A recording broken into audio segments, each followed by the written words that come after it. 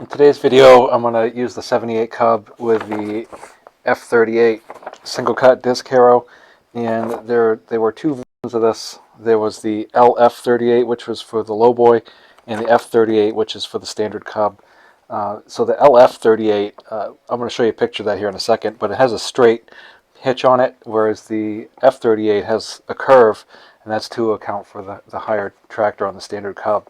The lowboy, when you remember, they rotated the final drives forward on that tractor to make it low, so therefore the fast hitch on the lowboy sticks out a little bit more than it does on the standard Cub. And you'll notice on the lowboy, the LF-38, that the hitch seems to be a little shorter, and I've heard that people can't put those on the standard Cubs, and I've heard they could.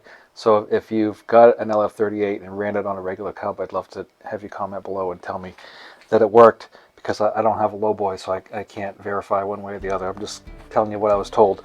But so there were two versions of the F-38. The standard Cub was the F-38, and then the LF-38 was the lowboy.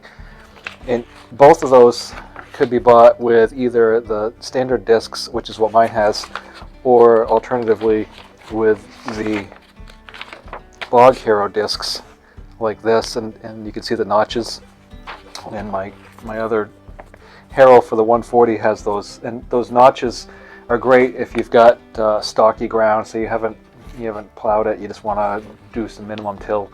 Those discs with the notches seem to chop up the corn residue or cut through grass. They call them a bog harrow, bush and bog harrow. They supposedly can cut through small brambles too if you got enough weight on it.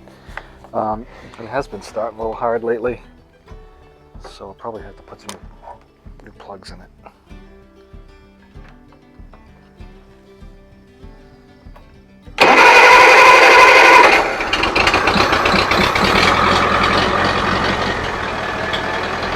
I guess it just doesn't like sitting for a while.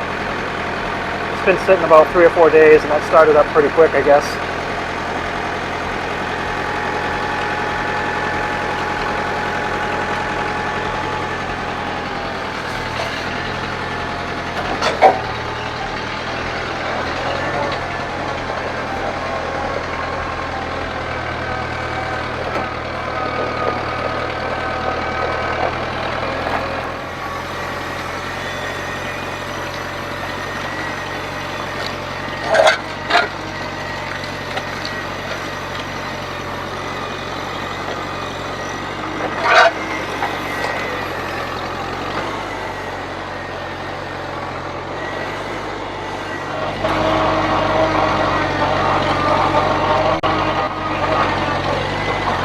The way it is, it's really offset to the right, the disc is, so I can't come back this way, otherwise I'll just be missing a whole section. It didn't rain yesterday, so it's good dirt.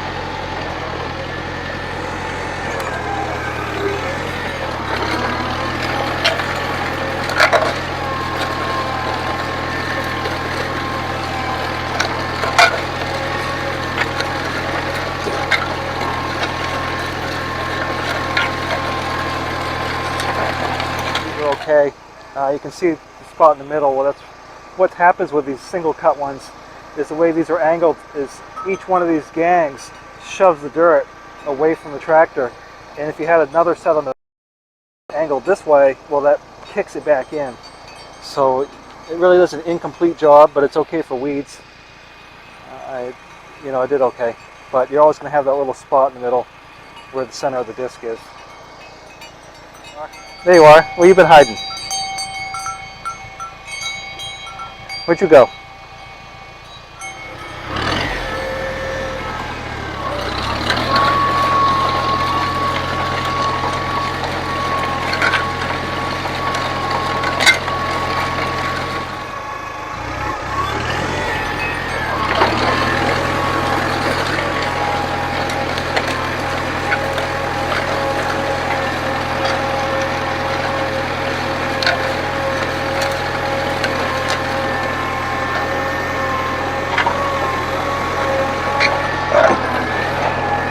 So I'll do another farm tour, you know, a summer farm tour here pretty soon.